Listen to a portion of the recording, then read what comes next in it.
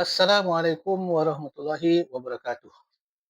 Bismillahirrahmanirrahim. Alhamdulillah wassalatu wassalamu ala sayyidina Muhammad wa ala alihi wa sahbihi ajma'in. Rabbi shrah li sadri wa yassir li amri wa hlul 'uqdatam min lisani yafqahu qawli. Subhanaka la ilma lana illa ma 'allamtana innaka antal alimul hakim. Pertama-tama kali marilah kita bersyukur kehadrat Allah Subhanahu wa taala kerana dengan limpah kurnianya kita masih lagi hidup dalam lingkungan iman Islam dan ihsan. Dan sama-sama kita sentiasa bertaubat kepada Allah Taala akan segala dosa yang telah kita lakukan sama ada kita sedar ataupun tidak. Dan sama-sama kita sentiasa bermohon kepadanya supaya ia menetapkan kita di atas jalan yang lurus. Pada kali ini saya ingin membuat satu reaksi ringkas dengan bahasa yang mudah dalam masa yang singkat tentang satu isu, iaitu isu RUU Wilayah Persekutuan. Saya ingin buat satu reaction tentang apa yang diperkatakan oleh Mufti Negeri Perlis, iaitu saudara Muhammad Asri Zainul Abidin yang lebih dikenal sebagai Dr. Mazhar. Pendapat beliau ini saya dapat daripada satu ceramah beliau di laman YouTube. Dan saya ambil poin yang penting, iaitu ulasan beliau tentang RUU Wilayah Persekutuan. Reaction saya ini tidak bertujuan untuk mencela ataupun merendah-rendahkan atau meremeh-remehkan ataupun menghasut sesiapa juga, terutama Dr. Mazhar. Cuma saya ingin berkongsi pandangan yang mungkin bercanggah dengan pendapat ataupun pandangan Dr. Mazhar ataupun pihak-pihak yang lain. Sebelum itu, kita dengar dulu apa yang Dr. Mazhar perkatakan tentang RUU Wilayah Persekutuan ini. Ia isu yang bersifat sektarian, kepuakan yang cuba dijadikan oleh segolongan puak untuk kepentingan tertentu dengan membelakangkan kepentingan dan masa depan negara. Kononnya untuk kesatuan. Apa maksud untuk kesatuan? Tujuan kita untuk kesatuan dalam masjid ini, kita hanya benarkan mereka yang pakai kain plekat saja masuk. Jubah tak boleh. Boleh macam tu. Tujuannya untuk kesatuan. Atau benarkan pakai jubah saja, yang pakai t-shirt jangan masuk. Kalau kau untuk kesatuan, kau benarkan semua orang masuk. Selagi orang nak solat.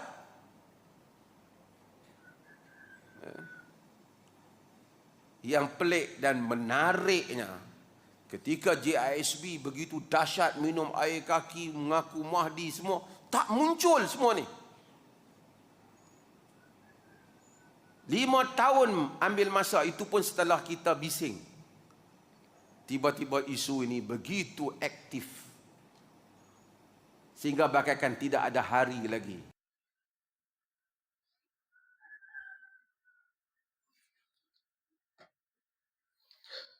Baik, kita dah mendengar pandangan ataupun pendapat Dr. Mazhar tentang RUU Wilayah Persekutuan. Apakah benar yang diperkatakan oleh Dr. Mazhar? Untuk tujuan ini ataupun untuk menjelaskan, saya akan mengaitkan dengan beberapa poin ataupun perkara yang penting. Apakah RUU Wilayah Persekutuan? RUU Wilayah Persekutuan ialah satu usaha untuk menetapkan bahawa Mufti Wilayah Persekutuan yang dilantik hendaklah bermanhaj Ahlus Sunnah wal Jamaah. Dengan arti kata yang lain, hendaklah ia beriktikad dengan iktikad Asy'ariyah, Maturidiyah dan beramal dengan amalan Imam Mazhab yang empat dan berakhlak dengan akhlak Imam Junaid Baghdadi dan Imam Al-Ghazali. Dengan arti kata yang lain, Mufti Wilayah Persekutuan hendaklah bermanhaj Ahlus Sunnah wal Jamaah. Dan apakah manhaj Ahlussunnah wal Jamaah itu iaitulah ya, manhaj iktikad, amalan dan akhlak menurut 3 perkara yang saya sebutkan tadi. Kenapa dikatakan iktikad Asy'ariyah, amalan ataupun hukum mazhab yang 4 dan akhlak Imam Junaid Al-Baghdadi dikatakan sebagai Ahlussunnah wal Jamaah? Kerana Imam Abu Hasan Asy'ari, imam yang 4, Syafi'i, Hanafi, Maliki dan Hambali, dan juga Imam Junaid Baghdadi dan Imam Ghazali adalah ulama yang menyusun ataupun menjelaskan dengan terperinci apakah akidah Nabi SAW dan juga akidah sahabat. Mereka tidak mencipta manhaj baru ataupun ajaran baru, tetapi untuk menjelaskan dengan terperinci hukum hakam daripada segi iktikad, daripada segi amalan dan daripada segi akidah. Dan jumhur ulama mengatakan inilah iktikad Ahlussunnah wal Jamaah.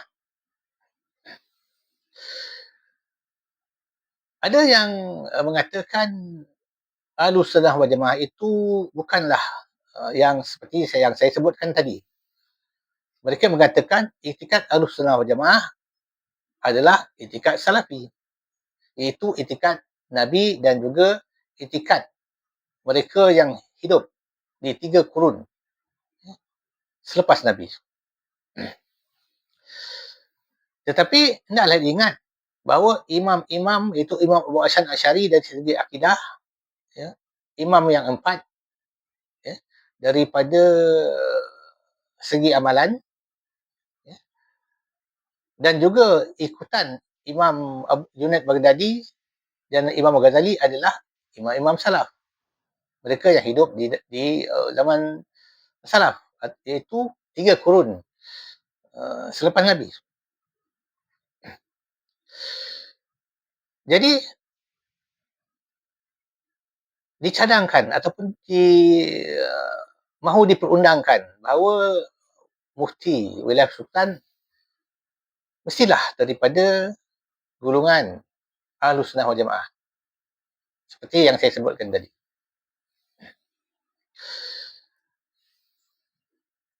Dr. Mazhar mengatakan bahawa cadangan untuk menetapkan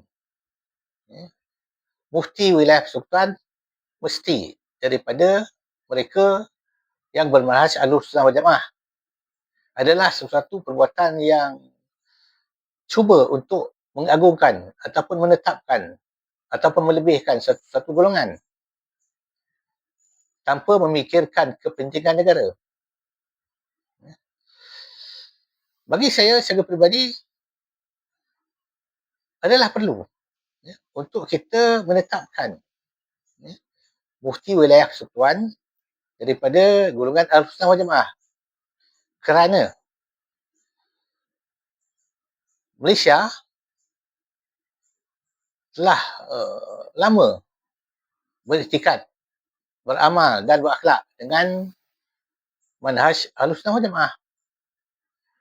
Sejak daripada abad ke-15, kalau tidak silap saya, Malaysia dan juga Asia Tenggara telah lama bertapak iktikad ataupun manhaj Ahlussunnah wal Jamaah ini. Bahkan di semua negeri-negeri menetapkan ataupun memperundangkan bahawa akidah, amalan dan akhlak rakyat dan pemerintah adalah daripada Ahlussunnah wal Jamaah. Cuma Perlis sahaja yang menolak manhaj Ahlussunnah wal Jamaah. Mereka mengatakan iktikad Nabi ataupun amalan Nabi ataupun akhlak Nabi dan sahabat bukanlah Asy'ariyah, Syafi'iyah dan Junaidiyah, tetapi adalah iktikad Al-Quran dan Sunnah. Jadi mereka menolak penetapan ini. Apakah benar dikatakan dengan menetapkan ini akan memecah belahkan umat Islam? Sebenarnya tidak. Kerana umat Islam sejak lama, kurun berkurun, zaman berzaman telah bersepakat dalam iktikad dan amalan dan juga akhlak menurut iktikad, amalan dan akhlak Ahlus Sunnah wal Jamaah. Tidak ada perpecahan tentang hukum hakam, tentang akidah, tentang akhlak ataupun tentang perjalanan rohani. Tetapi apabila datang fahaman kaum muda, pada zaman itu disebut kaum muda, ataupun digelar fahaman tajdid ke Malaysia, maka bermulalah bibit-bibit perselisihan antara umat Islam di Malaysia. Dan fahaman ini bertapak di Perlis dan berkat rumbi di negeri Perlis sehinggalah sekarang. Dan fahaman ini cuba disebarkan sejak dahulu sehinggalah sekarang. Jika dahulu mereka menyebarkan ajaran ini melalui sistem pondok, sistem madrasah.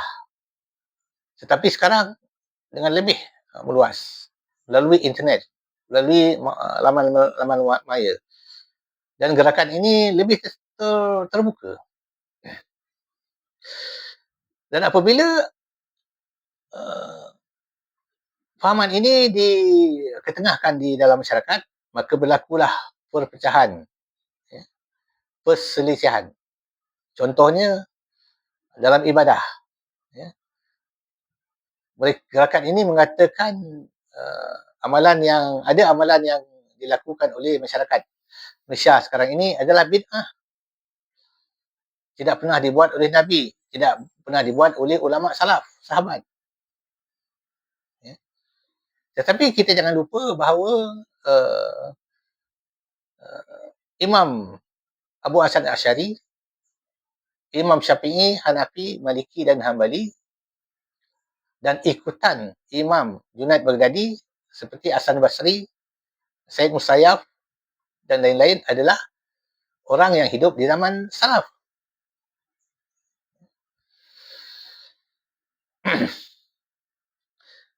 Gerakan ini ataupun golongan ini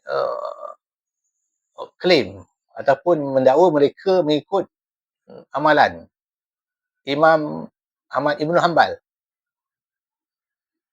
Kita tidak menolak amalan ataupun fahaman ataupun tafsiran Imam Imam Ahmad Ibn Hanbal, kerana almarhum ataupun Imam Ahmad adalah orang yang hidup di zaman salaf.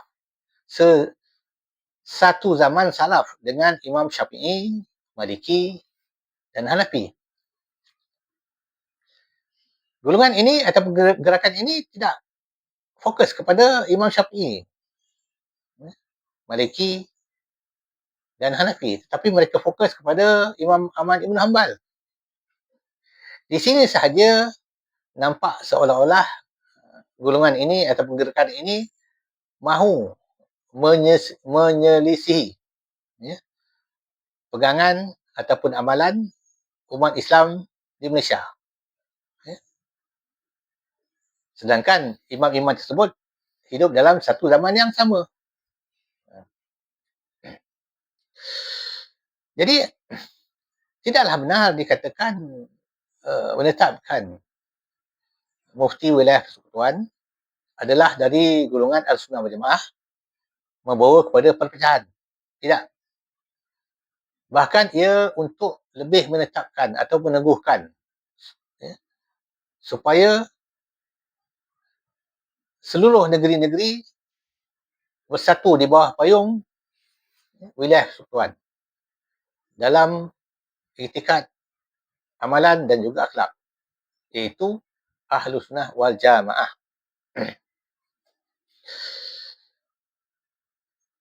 Apabila saya mendengar contoh Dr. Asri mengatakan, apakah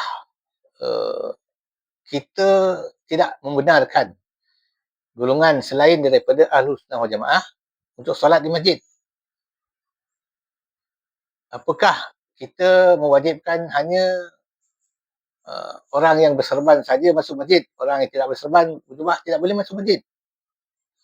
Tidak dibenarkan sembahyang di masjid-masjid yang ada ataupun disebut secara umum Masjid Al-Sunnah wal Jamaah. Tidak pernah berlaku. Tidak pernah para imam memeriksa apakah iktikad kamu, amalan kamu ataupun akhlak kamu bagi setiap yang nak masuk di masjid. Tidak pernah. Tidak pernah dipersoalkan. Baik yang bersongkok ataupun berserban, silakan masuk ke dalam masjid, silakan beramal, tidak ada masalah. Yang dimaksudkan perpecahan ialah perselisihan di dalam akidah. Satu pihak mengatakan bid'ah amalan yang dilakukan oleh satu pihak lain. Satu pihak mengatakan tidak bid'ah kerana ia ada dalil dan ia adalah bid'ah hasanah. Contohnya. Dan tidak pernah berlaku sesuatu golongan itu dilarang untuk merayakan apa-apa perayaan agama di dalam sesebuah masjid. Di negeri-negeri selain Perlis. Sedangkan terdapat khabar bahawa Perlis tidak membenarkan sama sekali fahaman Ahlus Sunnah wal Jamaah disebarkan di negeri itu. Bahkan dikatakan imam-imam yang membaca kunut sekalipun ada yang diberi amaran ataupun diberi peringatan ataupun mungkin dipecat. Jadi di sinilah nampak bahawa perlunya mufti wilayah itu daripada mereka yang berfaham atau beramal ataupun berakhlak dengan faham Ahlus Sunnah wal Jamaah. Dan lagi, apakah yang ditakuti oleh golongan yang menentang RUU wilayah persekutuan ataupun yang dikhawatiri oleh Mufti Mazhar? Tidak ada apa yang perlu ditakutkan. Kerana yang saya faham, yang saya dengar, dalam berhukum tidak diwajibkan ataupun tidak dimestikan secara total bahawa semua hukum-hukum mesti menurut mazhab Syafi'i. Bahkan dikatakan akan terbuka untuk menerima hukum-hukum daripada mazhab yang lain. Terutama bagi saya adalah perkara-perkara baru yang zamaniah. Contohnya hukum-hukum yang timbul daripada kehidupan ataupun amalan-amalan yang mungkin dilihat kontroversi akan diambil daripada hukum mazhab lain. Contoh saya berikan yang di sini ialah dari dulu lagi Jabatan Agama ataupun pihak berkuasa agama ataupun mufti di Malaysia ini terbuka. Kerana ada hukum-hukum yang kita amalkan ini daripada pendapat mazhab lain ataupun pendapat ulama golongan yang mendakwa mereka salafi ini. Contohnya tentang pemindahan organ. Organ orang yang meninggal dunia untuk dipindahkan kepada orang yang masih hidup. Contohnya orang buta. Diharuskan mengambil organ daripada orang yang meninggal dunia, contohnya mata, dipindahkan kepada orang yang hidup, yang buta dengan cara pembedahan. Jika menurut fahaman lama atau fahaman tradisional Al-Sunnah wal Jamaah, tidak boleh. Kerana mata ini adalah hak milik Allah Subhanahu Wa Taala. Jasad kita adalah hak milik Allah Subhanahu Wa Taala. Maka dikembalikan kepada Allah. Tetapi ulama yang disebut salafi, iaitu almarhum Ustaz Abu Bakar Asy'ari bertegas diperbolehkan kerana orang yang mati itu memang dah mati. Orang yang hidup perlu meneruskan hidup. Maka diharuskan pemindahan mata itu. Ini contoh bahawa majlis agama ataupun pihak berkuasa agama di Malaysia terbuka. Dia tidak perlu ditakutkan. Ya. Jika ada sesuatu perkara yang perlu difatwakan ataupun perlu dibahaskan, Dr. Mazhar adalah salah seorang daripada mufti-mufti di Malaysia dan beliau berada di dalam majlis fatwa. Maka beliau boleh memberikan pendapat. Tidak ada masalah. Jika tidak dipersetujui, hendaklah beliau berlapang dada. Itu saja. Kerana fatwa ini berdasarkan ijtihad. Ya, ijtihad untuk menentukan. Jika kolektif ataupun majoriti melihat bahawa inilah hukumnya, maka Dr. Mazhar perlulah berlapang dada. Tidak perlu lagi untuk memviralkan di dalam video-video mengatakan itu, ini tak patut, tak perlu, salah dan sebagainya. Ini akan menimbulkan satu keraguan di dalam masyarakat tentang kewibawaan majlis fatwa. Baik. Jadi, dengan kata lain, sangat perlu bahawa mufti wilayah persekutuan selantik daripada mereka yang berfaham ataupun beramal dan berakhlak dengan faham, iktikad, amalan dan akhlak Ahlussunnah wal Jamaah. Ibaratnya wilayah persekutuan itu adalah payung yang tertinggi. Di bawahnya adalah mufti-mufti negeri. Badannya adalah majlis fatwa.